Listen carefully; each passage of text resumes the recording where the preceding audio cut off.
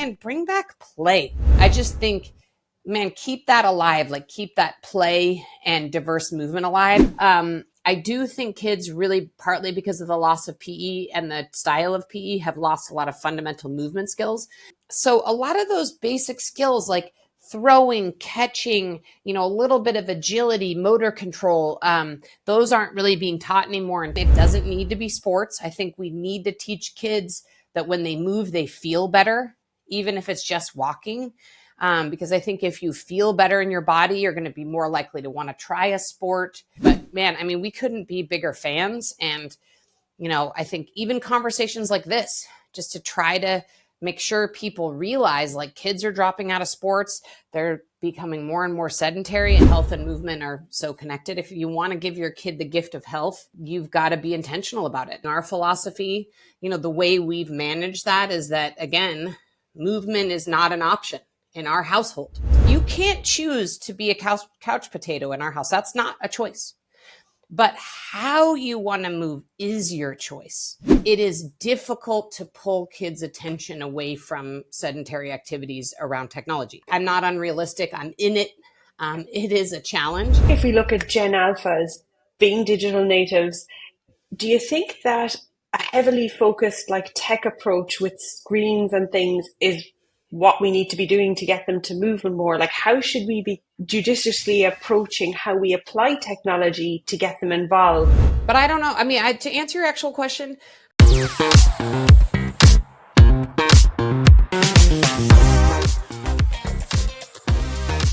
before we start, thank you for all the DMs and great feedback on Kuul Conversations, which I love to hear, so keep it coming. And what would help us even more is if you choose to subscribe. It helps me to bring you more amazing guests and Kuul Conversations. Now let's dive into the episode. Welcome to Kuul Conversations. I'm thrilled to welcome Juliet Starrett to this week's conversation. Known as a movement pioneer, Juliet's career from a former world champion whitewater rafter, lawyer turned entrepreneur, has led her to some extraordinary places. She's worked with professional athletes, Olympians, elite military to recreational athletes, and as the co-founder of The Ready State and co-author of her most recent book, a New York Times bestseller, Built to Move, she's helped revolutionize the field of performance therapy and movement self-care. For me, this conversation is particularly special. I've been an admirer of Juliet's work for the past decade, and I'm really looking forward to this conversation on future-proofing your body with movement. So let's get started. Juliet, so great to have you here in the show. Thanks so much for having me, Claire. This is going to be a fun conversation. I think so too. I mean, you have just a tremendous range and depth of expertise when it comes to movement, whether that's in elite sports, performance, or movement for health and longevity. And you know so much about, how every one of us really can incorporate movement for health and play the long game. And today we're going to talk about all that. So to kick things off, I would love to dive into your take on exercise and physical activity for health.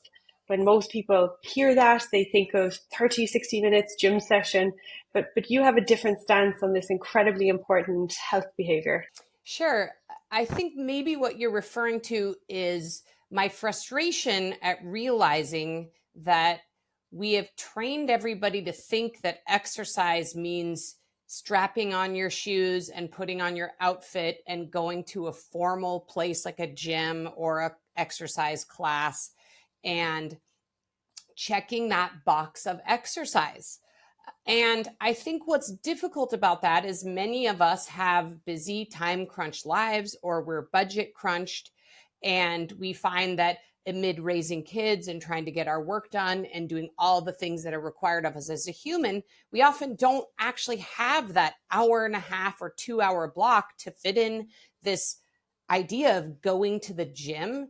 And so what I've been hoping to try to do is upend people's thinking about what exercise is, and trying to invite people to think about exercise as very much more wide ranging than going to the gym, and letting people know that all movement counts. And that really, as humans, the goal is to be moving a lot throughout our day. In fact, there's research to show that people who exercise for an hour a day but sit for the remaining hours of their day actually don't enjoy the benefits of that exercise from an adaptation perspective. So if you're someone who is motivated, the good on you, you get up and go to the gym for an hour in the morning, and then you go and sit for the remaining 12 or 16 waking hours of your day, you might have actually canceled out that workout with all that sitting. So what I've been trying to do over many years is try to invite people to rethink that notion that exercise is something that happens in an hour. That really the goal for humans is to be moving constantly throughout our day, and that, if you have a day where all you can do is take 3 20-minute walks after you enjoy your meals, or, take some movement breaks in between your work, the goal is more overall movement. The goal is not necessarily more formal movement in the form of exercise, if that makes sense. And that is a fundamental shift from what the messaging that we have around that. And so you're saying then that the more we can incorporate almost like maybe movement snacks throughout the day, that is actually hugely beneficial for our health. It really is. I think it's all about the total movement. It's walking, movement, snacks, gardening, even just simple things like moving around while you're cooking dinner. One of the reasons I'm such a fan of walking and tracking your steps is that, to me, steps are the best way we have, at least now, to track our overall movement during the day. If we get 2,000 steps, that means we've sat most of our day. If we get 10,000 steps or 12,000 steps, it means we've been moving a lot throughout our day. Now, how we're getting those steps could be varied. It could be gardening or dancing or, walking with your dog. I mean, there's so many ways in which we can get that overall movement in. But, people are tracking all this high-tech stuff now. I have some friends who are like, they can tell me what their heart rate variability is and their resting heart rate and, their recovery score from their Whoop or their Aura, which I think is great. I love those tools. But ultimately, I still think the best thing to track for everyday people is your steps, which you could track with a, $2.99 pedometer from Amazon. And so I think that's so important. Now, don't get me wrong. I want to make sure I make clear that I think exercise in the formal sense is important. I think from a longevity perspective and an overall health perspective, we know that, VO2 max and muscle mass on the body are really the two big things that can help us age well and, feel good in our bodies. So, again, it's a balance, but what I'm saying is that, I think we've really sort of like lost the forest for the trees in this exercise conversation. And really the goal is more movement, and that I think we've excluded a lot of people from this conversation because not everybody wants to go to the gym. And so that's why I'm such a fan of home gyms, for example, why I'm such a fan of walking. Like, I think if every 50-year-old person like walked 12,000 steps a day and lifted weights 3 days a week, like, we would not have an obesity epidemic, right? Like, so I think there's a lot of ways to rethink this conditioning we've had from the health and fitness industry to tell us that, this one way of doing it is the way. And I think if people rethink that and think the goal is total movement, it's going to be more welcoming to more people, and it's going to open up the possibilities of how people can move their bodies, which is very personal. Absolutely. And I'm thinking, if I'm a listener and I'm an adult and I'm, I like doing some walking and I somewhat track my steps, but I'm really not sure. I've heard about 10,000 steps. What should I be looking at for that total amount? What would you guide people towards if they have a movement filled day? What would that look like if I was tracking my steps? Sure. I mean, what we say in Built to Move is 8 to 12,000 steps. And I'll tell you why. There was a very comprehensive study done in 2020 that showed that people who walked 8,000 steps a day had a 51% lower all-cause mortality than people who walked 4,000 steps a day. And that number went up to 61% of reduction in all cause mortality for people who walk 12,000 steps. Now, the reason I like 8,000 steps, and I have tested this on myself, is that one can accumulate 8,000 steps without quitting their job or ignoring their family or not cooking dinner for their kids. It's tried and tested. I managed to get 8 to 12,000 steps a day, and at no point do I go for a walk, if that makes sense. I have figured out ways to Yes. add in more movement. I'll give you a few examples. Anytime I can, if I'm on a Zoom that doesn't require video, or if I'm in person with one of my employees, we take walking meetings. So we actually leave the office, and it sounds like you wouldn't be productive. Turns out you can be very productive in a walking meeting. So I'll do a walking meeting. I take, when I exercise, I take a 10-minute walk to cool down after the end of my workout. I'm a big fan of taking 10 or 20-minute walks after every meal. I think that's one of the best ways to just accumulate steps and simple. People have an hour lunch break, so take 20 minutes to eat, and then take 20 minutes to walk and 20 minutes to use the bathroom, do whatever you have to do. So I'm really a huge fan of sprinkling in little 5, 10, 20-minute walks. And I'm telling you from experience, I think people who are getting, 2 to 4,000 steps a day might think there's no way I can double that. And it turns out you can. I actually, even though I'm in this fitness business, I actually am like everybody listening to this. My job requires me to be on my computer all day long. So I'm not exercising all day. That's not what my job looks like. I'm running a business like anybody else. So my job could be very sedentary. But I'm very conscious of saying, okay, I have these little moments. I'm going to take this opportunity to move. And I think people will be surprised when you put a little bit of intention towards it and track it. It's pretty easy. And the other thing one last thing I'll say is I've actually created these little pathways in my neighborhood where I know, like, if I walk to the end of my block and 2 blocks over and down and back to my house, that's like 3,500 steps. So if I get to 7 o'clock at night and I've just had dinner and I think, man, I'm way behind on my steps.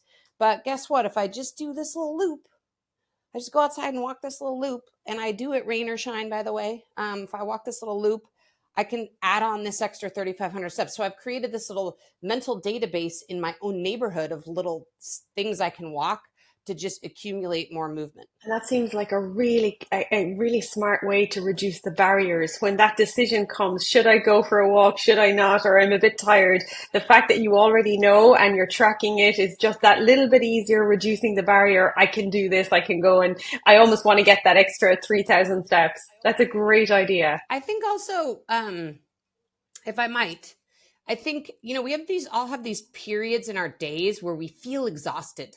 Like, I tend to feel exhausted in my workday around 4. And that would be when, if someone had a candy bowl, I would like eat their candy, or I would try to drink coffee.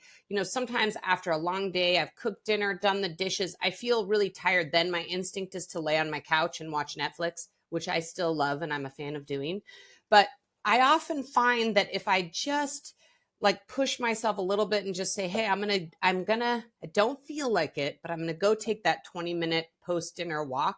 I actually find that I feel better and I feel more energetic and able to, push across the finish line of that last hour of work in my workday and finish a few more things, or, I'm able to just get a little bit more movement at the end of my day. So I think it's counterintuitive, right? I think sometimes we feel tired and our instinct is to not move. And I think that actually often that kind of movement, especially when it's just walking, which isn't so vigorous, it actually can be very energy giving.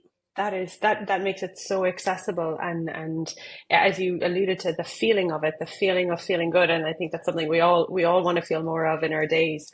Juliet, you touched on longevity there, and that's a topic that's becoming more prevalent. We talk about lifespan, we have health span, and I think maybe there's also maybe like what I like to call maybe movement span.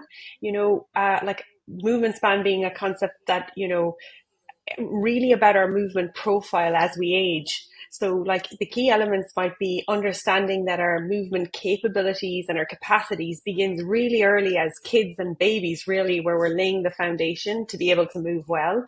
And that movement has compounding interest. So as we mature, grow up, the more we invest in the movement, like you're talking about, daily increments, the more we stack the benefits and maybe offset the sedentary and the health implications of being sedentary. And from what I've seen is, at least the biggest determinant of maybe what, if that was movement span we were to call it, might be, is what happens when you're a kid. So like a broader base of movement and consistency when you're a kid, leads to better outcomes later on as you move through your teens, 20s, 30s. I'd love to know what your take on this is, from your work across different populations, maybe from elite athletes, but to everyday folks as well. Well, I couldn't agree more. And by the way, I'm not leaving all of you behind who haven't started exercising yet. I will say it's never too late. But I will say, in our experience, this is both personally and professionally. Kelly and I are both 50 years old now.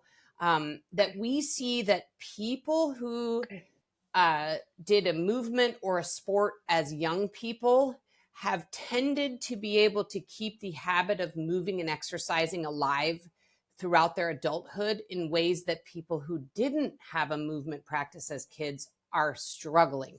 So I'll give you an example. I have a friend. I went to law school with her. She was not athletic at all as a child. She was lucky enough to have a body type where, she was able to remain lean without really ever exercising or moving her body at all. And so maybe she didn't have that external motivation, whatever it was. She just wasn't drawn to sports, didn't really get into the habit of exercising. And then she had 2 kids and unexpectedly all of a sudden gained 40 pounds that she couldn't lose. And she was really in a tough spot because here she was 38 years old and she'd never figured out a movement practice that she enjoyed. She'd never figured out how to fit it into her life from a habit perspective. And it was really difficult for her to start that at almost 40 years old. And she did, but I'm telling you, it took her almost 8 years to really find a movement that she enjoyed doing and figure out how to fit it into her life. And it was a real struggle. And I don't see that same thing in people who had movement as part of their childhood in a formal or even informal way. I find that those folks, when they get to be an adult, have learned as kids to like the way movement makes them feel. And so because they know that they feel good when they do it, they prioritize it in their lives, even if that means waking up at 6 a.m. to go for a run, whatever it is. So here's how Kelly and I approached this with our kids.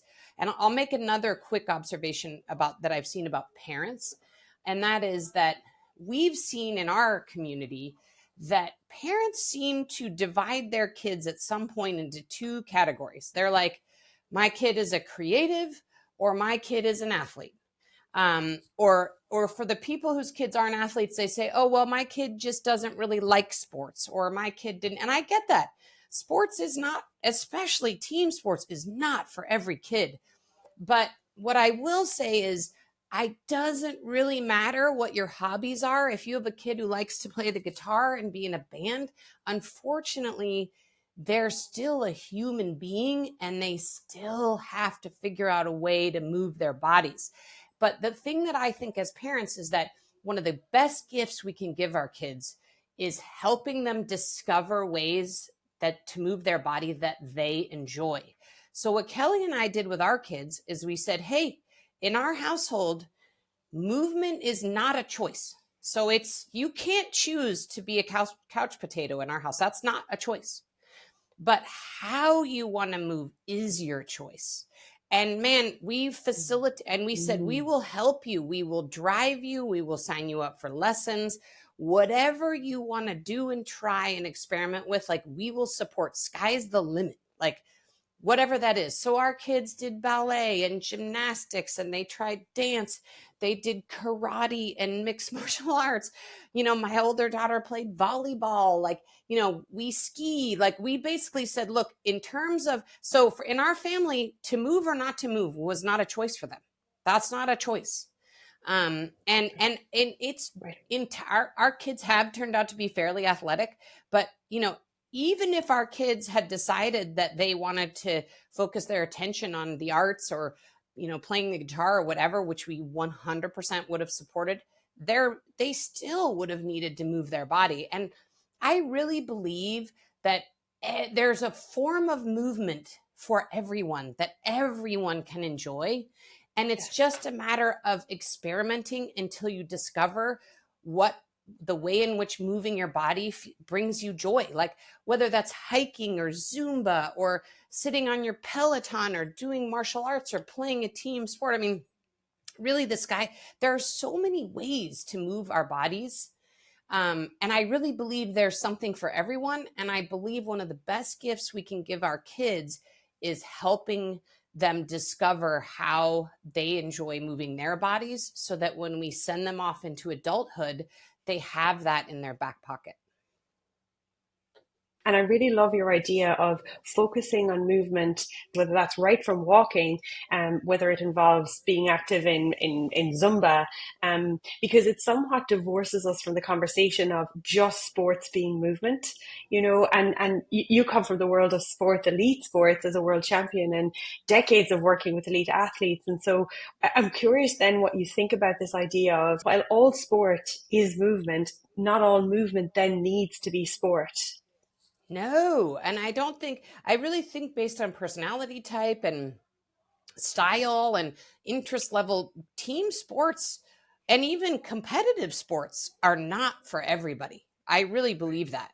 And I've seen it among my own, now that my kids are in high school, I've seen it among my own cohort of friends' kids. There's certain kids who are drawn to team and competitive sports and other kids who have no interest in that whatsoever. But some of the kids who aren't interested in team sports like to ride their mountain bikes on the weekend or ski or do winter sports or just run. Or, literally the amount of movement choice there's 1,000 of them. I'm talking like you can play pickleball, handball, bocce. Like the amount of sports and movement options there are plentiful. And I seriously am convinced there's something for everyone. And yet we're here with children today, Gen Alphas as they're called, as the least active with some of the lowest sports participation levels ever. Do you think that are we too narrow with our lens of just youth sports then, or do we need to rethink how we present sport to young children and movement to young children today? What are your thoughts on that? I think there's a couple things. I think as a parent raising two, my kids are like tail end of Gen Z, but as a parent raising two kids in the technology age, I do really sympathize and empathize with parents because the struggle against technology is real. We obviously are the sportiest people in the neighborhood and we're always moving ourselves and we're just constantly in motion. And so are our kids. Our kids are competitive athletes. My daughter, Caroline, is most likely going to be a Division I water polo goalie. But still, it is difficult to pull kids' attention away from sedentary activities around technology. So I just want to start there that I'm not unrealistic. I'm in it. It is a challenge. I think that has been, that is the sort of the boogeyman, so to speak, of what's changed between like my childhood and their childhood. We didn't have access to that. And so we went outside and, like threw rocks at each other or whatever we did in the phone free era. So it is, I sympathize and empathize with parents. And I think unfortunately it will have to take intention by parents. And, to the extent anyone's interested in following our philosophy, the way we've managed that is that, again, movement is not an option in our household. You've got to move your body. And if you want to be on tech and sit on the couch for a while, as long as you've gotten enough movement in your day, then that's fine. If that's how you want to pass your afternoon as a 16-year-old, which is, watching Netflix, fine. So I do think parents, unfortunately, have to be a real active participant in making sure their kids are moving enough. Another real challenge where I live in California is that which I think is truly one of the worst policy decisions ever made. But we don't really have much PE in schools. There is more PE in higher grades, but in elementary school here in California, it's like by and large been cut. And I think that is a travesty because I think, that unfortunately puts the burden even more on parents to make sure that they're the ones that make sure their kids get enough movement. Kids used to get a lot more movement at school. I mean, they do have recess in elementary school, but when I was a kid, we had recess like 3 times a day and we had PE every day. So, even, at least during the school day, but now, unfortunately, that's changed, and we have the constant pull of technology. And unfortunately, I mean, no living kid is going to want to go ride their bike over watching TikTok videos. Like, that's a reality. So I think, unfortunately, it's going to take some intention by parents to say, hey, it's important to me that my kids move now and learn how to move so that they enjoy movement their whole life. And I think if you think about it in terms of really giving your kid the gift of health, because health and movement are so connected. If you want to give your kid the gift of health, you've got to be intentional about it. And I always love a money analogy.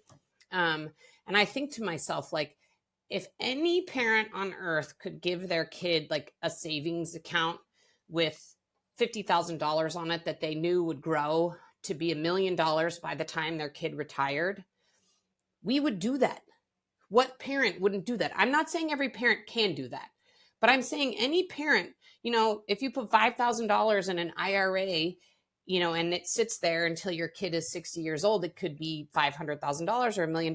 Well, I think we should think the same way about movement. Like, this is a gift we can give our kid, is to give them the gift of lifelong health. And that the key piece of that is movement. That's really well put, in that compounding interest. And yes, absolutely. And I can really relate to, we did some work recently in California, and I can really relate to what you're speaking to around the lack of PE, and that our assumptions generally would be children get a movement in school, they've PE, they're playing at recess, but the reality actually is it's a lot less. If we track it, it's a lot less. And their exposure to different movement, whether it's fundamental movement skills and just ways to move through free play or structured play or physical education, is actually a lot less. And there's some really interesting research as well around how this generation of Gen Alphas are less interested in sports and traditional sports, and less avid sports fans, that they're trending that way. And so I'm wondering, maybe at like an industry level, like, how should the sports and fitness industry be thinking differently about solutions to the way this generation of kids, engage in movement, so that they do become movers of life, like you're saying, and enjoy moving for what it is? Yeah, I mean, I think the big thing is, and we're actually researching, and I think I mentioned in the pre-roll that we're going to be writing a book about youth sports, which is in its very early phases. But in our initial research about the history of youth sports, there's a very close connection between the explosion of youth sports and sort of the explosion in visibility of professional sports and professional athletes in particular. But I really think it's actually attendant on adult professional athletes and athletes to get into their communities and be advocates for their sport. Beyond just maybe coaching their local team, but figuring out ways to get kids excited about their particular sport, and talking more publicly about why they love their sport. And what's great is they all have that platform on social media where they can make an impact and reach kids and get people involved and interested in their sport. And so I think that's one area I would suggest. And I also, again, I think, if every parent took on the Starrett rule of movement is not an option at the household, I think you'd find more kids opting to try sports. Because, it's like, hey, my kids play water polo, and I was like, that's like a really hard sport. And to get a kid excited about playing water polo at 8 years old, like, I don't even know how our coach, this guy, Mark Anderson, like, teaches little kids to like the sport, because it's so difficult. But I think, if I look at him as an example, like, here's a guy who is such a wonderful advocate of how rad his sport is, and kids join his program and they're like, yes, water polo, this is rad. And like, even though it's like impossible to do when you're 8 years old, and it is so difficult to learn, he's able to teach these kids to like fall in love with the sport. So we need more people like him. We need more professional athletes who are encouraging kids to join. And then I think also we just, again, need more movement. Like, I started a walking school bus at my kids' elementary school. I think, again, it doesn't need to be sports. I think we need to teach kids that when they move, they feel better, even if it's just walking. Because I think if you feel better in your body, you're going to be more likely to want to try a sport. That will have a cascading impact. So I think there's a lot of ways, a lot of angles at which to try to address this. But I think it's really important right now. And that's one of the reasons we're writing this book, is that Kelly and I are such fans. We were so positively impacted in our own lives by sports and by movement practices and by moving our bodies.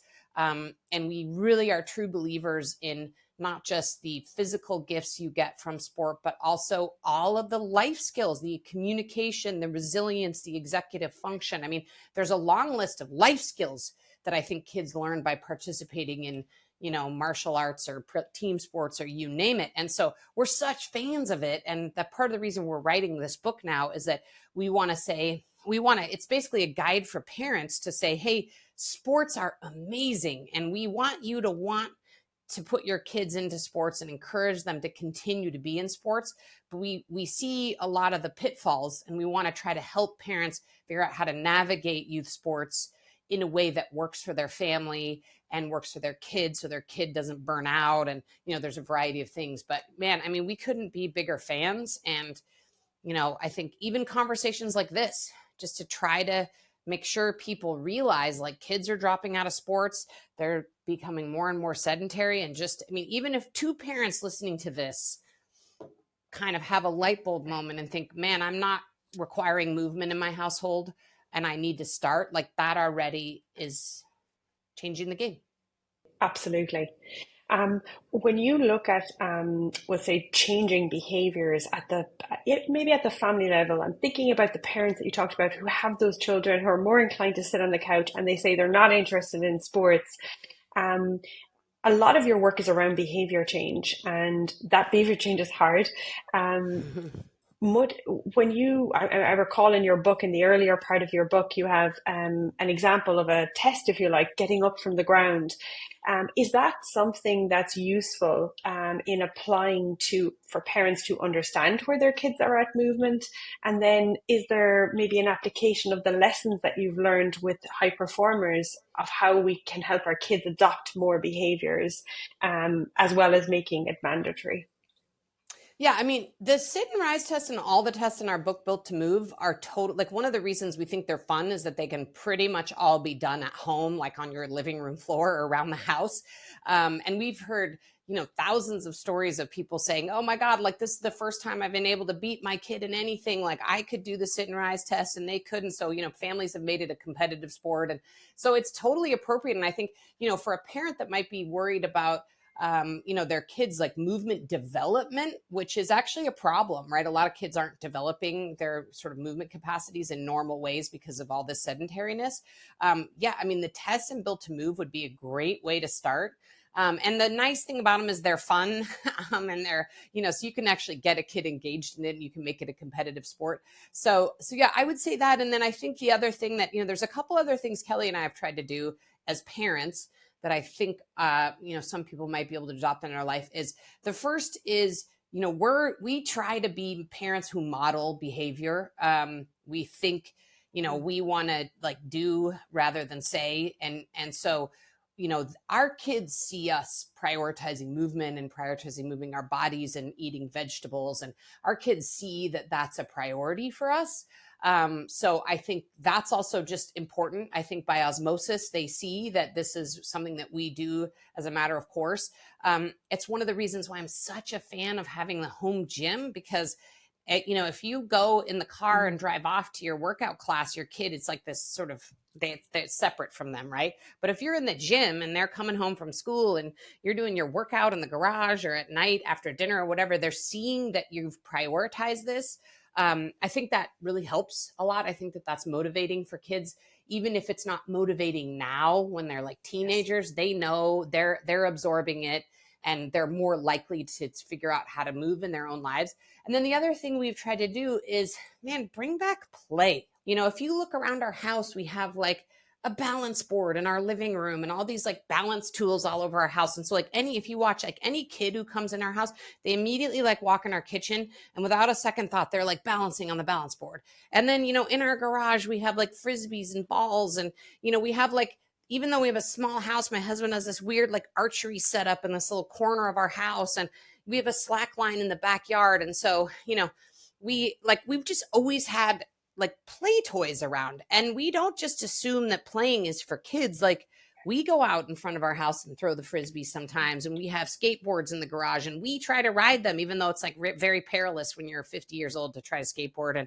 And, we just try to remind ourselves that like playing isn't just for kids. Like playing, like adults need to play. And like, I'm a gym rat. I love the gym. I love to lift weights. I love doing gym stuff. I'm into the gym, but like sometimes like that's not as fun as, running around on a field and throwing a frisbee or going for a beautiful hike. Like there's so many ways in which I think we've forgotten that movement and play can be so connected. And of course it seems obvious to people that that's important for kids, but it's also important for adults. And I think, again, if we are interested in more in playing in our lives, like then we can play with our kids. Again, we'll be in the, at the end of a workday, we'll be in front of our house in the street, throwing the frisbee with our kids and playing on the slack line. And like, we play with our kids, and our kids are like, one of our kids is 19 years old and one of our kids 15. They're not like little kids. We still like play with them. So I think that we forgot that movement is supposed to be fun and playful. I love that. Very cool. Very cool. And it's so true. Even as adults, I think that's such an important point. And then the modeling that happens for our kids, it's absolutely huge. And I'm wondering, you alluded to and talked about like there's lots of like fancy gadgets. So you can have like wearables and, so much that we're tracking. And I'm wondering if we look at Gen Alphas being digital natives, do you think that a heavily focused like tech approach with screens and things is what we need to be doing to get them to move more? Like, how should we be judiciously approaching how we apply technology to get them involved? How should we be looking at that for maybe the younger generation? I think the best use case for those trackers is sleep. I do think that's the best use case at this point in time of those trackers. Do I think it's appropriate for every kid? Not necessarily. But I don't know. I mean, to answer your actual question, I'm not really sure it's appropriate for most kids. Yeah, I'm not sure it's appropriate for most kids. I mean, I think learning how, I do think we want to make sure, and this goes for adults too, we want to make sure we don't lose connection with how we feel, and we don't want to have a device tell us how we feel. And one quick story, and then I'll move on, but we were working with a professional mountain biker who was using a Whoop. And the night before a world championship race, she got a very poor score on her Whoop.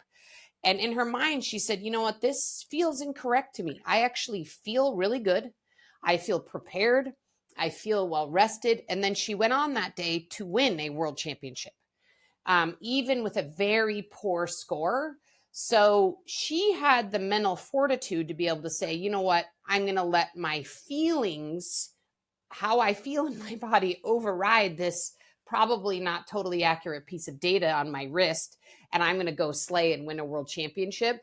And so I think that's the pitfall with kids, right? If we don't want a device telling kids how they feel, we want them to learn, like, I feel tired, and I can tell that I'm not able to pay attention at school because I stayed up until 2 a.m. watching TikTok. Like, we want kids to be able to make those connections. So I feel mixed about use for kids. I think there is an athletic, for a very athletic kid, I think there's a use case. But I don't know. I think kids should learn how they feel in their bodies. That is such a really important point, and an incredible story to illustrate that, of tuning into how we feel. And I'm thinking about, some of the applications of technology to get kids to move, like maybe like a tennis Wii, but gamifying it so that they're on the screen and moving.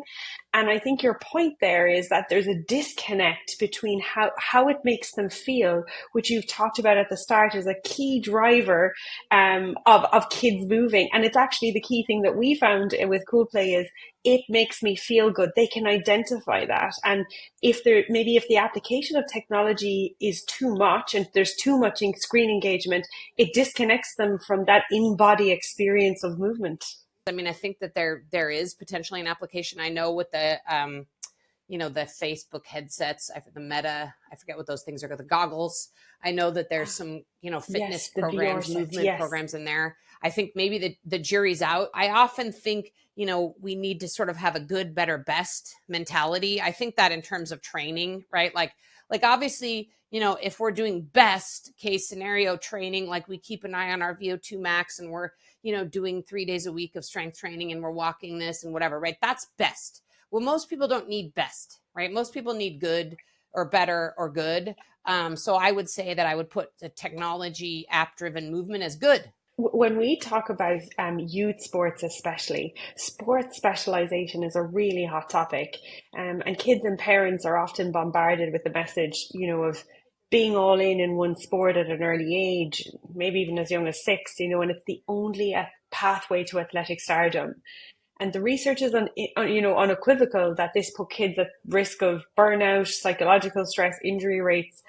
From your experience, how does specialization affect children's movement competencies and their motor skill development, and basically the likelihood of them being active for life? Yeah, so you're right. This is such a hot topic, and so important to continue to discuss. And, I will say there's a time and a place for sports specialization for kids. So I want to make sure I make that clear. I think, for example, I know I've used her as an example a lot. We've got a kid that is about to be a junior in high school who is on her way to playing Division I water polo. So she is specializing in her sport now in high school only. And in a way, she's still not fully specializing because we hike and ski and we do some other sort of like outdoor sports. But in terms of like a competitive sport, she's now specializing. But I think any kid pre-high school really ideally should not be sport specializing. And the way that we see that is, we see kids in our physical therapy clinic. There's injury, there's burnout, there's all the things you said. And I think parents kind of know this now intuitively. I think there's been enough media attention. I think the challenge is not getting sucked into it. And I will say that it is hard because I actually, I can be on the internet talking about sports specialization and then actually raising an athletic child who is into a specific sport. I empathize with parents. It is difficult not to get stuck in the lemming mentality. You're like, okay, the next session of water polo is starting and then the next session starting. And then if my kid doesn't do that, then they're not going to look committed and then they're not going to make the team. You can see how I get it. Like I can see how parents get sucked into this, like my kid is going to be left behind mentality. But I think that, there's a couple simple things parents can do. The first is to know that your kid still is going to be okay, even if they take like 2 weeks or a month off. So like your kid should be taking 2 weeks or a month off of their main sport, no matter what. And that doesn't even need to be playing another sport. That just needs to be like off, just doing whatever, like screwing around at their house and throwing Frisbees or whatever. I do think kids really, partly because of the loss of PE and the style of PE, have lost a lot of fundamental movement skills. And I'll give you an example. So because water polo is my kid's sport, one of the best pieces of advice an early coach gave us was, obviously water polo, there's a lot of throwing around of a water polo ball from the pool. But one of the best pieces of advice our kids' coaches, Mary and Jamie, gave us was early on. They said, hey, start throwing a softball or a baseball with your daughter, because a lot of parents don't throw balls with girls, and girls actually don't learn how to throw a ball. And then they get into water polo and they kind of learn to throw a water polo ball. But now Kelly and I have this like game, we gamify our spectatoring, which is we can now look at a pool of girls playing water polo, high school girls, and we can tell which of them can and cannot throw a normal ball on land. It's obvious. In 2 seconds, you can tell that kid has sort of learned how to throw a water polo ball, but not well, because they can't throw a ball on land. So a lot of those basic skills like throwing, catching, a little bit of agility, motor control, those aren't really being taught anymore in PE. I think a lot of it can be learned again by just playing around with your kid in the front yard. I think parents don't think that they have the expertise or skills to sort of be like the human performance director of their kids' lives. But they do, because what kids really need is a little bit of free play, some messing around, balancing on some stuff and riding a skateboard and, taking a little bit of physical risk and throwing a ball and like all the kind of stuff that all the parents listening to this did themselves as kids. I just think, man, keep that alive, like keep that play and diverse movement alive. And then I think make sure your kid takes at least a month off of their sport a year. And, ideally they're playing multiple sports and trying different things. And I think one big pervasive myth that I do want to address, though, is this notion about strength and conditioning for kids. I still, in my community, hear a lot of parents who are of the mind that strength and conditioning is not appropriate for kids. And then there's a particular concern about their kids touching a barbell in particular. They have like this weird thing where they've decided that like a barbell is an advanced movement. But I want to sort of bust the myth if I can a little bit. Strength training is totally appropriate for kids, with some caveats. Strength training needs to be done in a coached environment with a coach who understands the movements that they're teaching, that they do it in a progressive way. That the focus is on coordination and agility and motor control. I mean, to the extent that parents like want their kids to be amazing athletes, like it's shocking to me how few parents then don't put their kids into some kind of strength and conditioning program. Because I think what strength and conditioning also gets this bad rap. People just think it's like putting on muscle. What people don't realize is a good, well-rounded strength and conditioning program is teaching motor control, agility, balance, speed. Strength is a component of it, but it's only one component. And maybe in kids, I would say maybe the least important component. Coordination. There's so many parts of a good strength and conditioning program. I can't tell you how many parents I advise, they say, hey, I think my kid needs to do some strength and conditioning training. And I say, hey, you should go to the local CrossFit. There's a billion CrossFits. I know the coaches at this CrossFit. They're going to be really good. Your kid is going to learn how to move their body in a coached environment. And because people have preconceived notions about CrossFit, they send their kid to a Globo gym where their kid starts lifting weights with a bunch of other teenagers with no supervision, no programming, no plan. And guess what? Those kids invariably get injured. And then that reinforces what the parent thought. Oh, well, strength and conditioning injures my kid. And I'm like, no, it doesn't. Like the parents, you set your kid up to be injured in a strength and conditioning program by setting them free at some Globo gym with a bunch of other teenage boys who just want to get big biceps, and then being shocked when they got injured. If your kid goes into a coached environment with coaches who know how to coach kids with a progressive program, they're going to get so much benefit out of it. But yeah, I mean, the amount of parents I tell who ignore that advice, like it's a serious irritation for me. I'm really glad that you raised that point, because it's a really important point and so much talk about it and often mentioned. And actually in the kids that we're dealing with, which we'll say would be maybe more the under 12, so as young as 5, we're even finding, you raised the point about strength, what we've seen on the ground is the kids struggle to even use their body weight and coordinate the movement of getting up from the ground.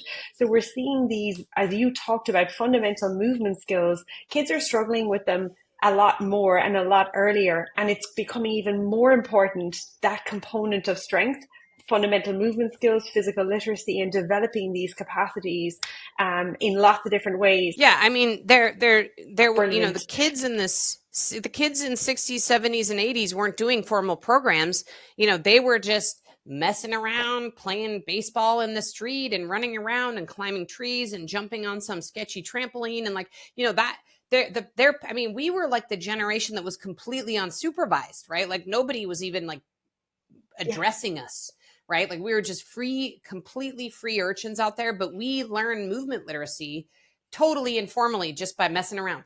So, again, once kids reach a certain age and they have certain athletic goals, like 100% they should be in a coach, formal strength and conditioning environment in addition to their sport. But up until that, especially with young kids, elementary school age kids, man, as much like free play. And if they are not motivated to free play on their own, just be like, hey, we're going to go out and throw the Frisbee in the front yard right now for an hour or whatever. Yeah, absolutely. There's lots of different ways. Juliet, we'll do a quick fire round. First thing that comes to mind when you're ready. The best and easiest way for people to move for their health is? Walking. What's the biggest blind spot for the sports and fitness industry around getting kids moving?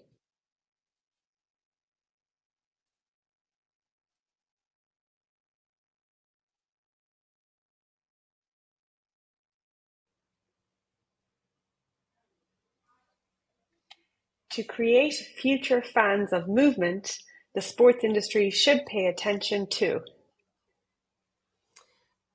Athletes in particular in the sports industry should pay attention to being public and vocal advocates of their sport and all the reasons why sports are so important and essential. The single most important metric you can track for movement is? Your steps. And finally, the future of sport is? Man, I mean, I don't know if it's just because we're having a moment, but for me, the future of sports is women's sports. Very cool. Very cool. Thank you, Juliet, for your expertise. I mean, it's so appreciated. It's made a difference in my life and informed my work, and I'm thrilled that we have had this conversation. Thank you for your time. Oh, thank you so much for having me. Where can we drive people if they want to know more about this way of thinking in your work and the book? Sure. Our book, Built to Move, is available anywhere people get books, mostly on Amazon, it would seem these days, but anywhere people get books. You can learn more about the book, and we have a free 21-day movement challenge. And you don't have to have the book to do the challenge at builttomove.com. I am on Instagram at Juliet Starrett. And then we are also at The Ready State on all of the social media platforms as well. Juliet, it's been a pleasure. Thank you.